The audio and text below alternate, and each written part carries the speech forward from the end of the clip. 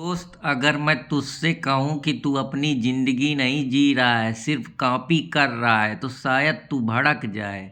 सोच, अगर काल इंस्टाग्राम बंद हो जाए तो तुझे पता है तू कौन है। तो बस ऐसी ही हमारी जिंदगी है।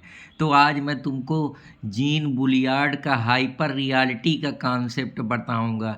इसमें ये होता है कि सब लोग वही काम कर रहे हैं तो हम भी उन्हीं की कॉपी करने लगते हैं, लेकिन कभी हम ये नहीं सोचते हैं कि एक्चुअली में हमारी कॉलिंग क्या है। बेसिकली डिजायर हमारी नहीं होती हैं, हम दूसरों को देखकर उनके जैसा सिमुलेशन करने लगते हैं। जैसे मान लो तू कैरियर में देखा कि सब 10 में साइंस लिए हैं, तो तूने कभी ये नहीं सोचा कि क्यों मैं साइंस लूँ, बस तूने ले लिया। फिर सब जॉब कर रहे हैं तो तूने भी देखा, क्यों नहीं सोचा, अच्छा स्टेबिलिटी है तो तूने भी जॉब ले लिया।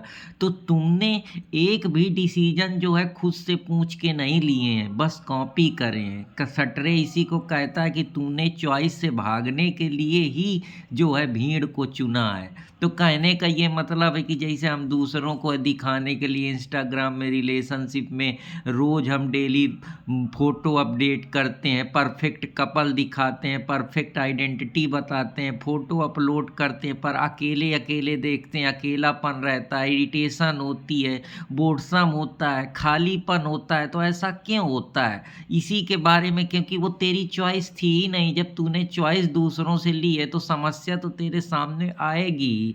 इसीलिए इतनी भी भीड़ में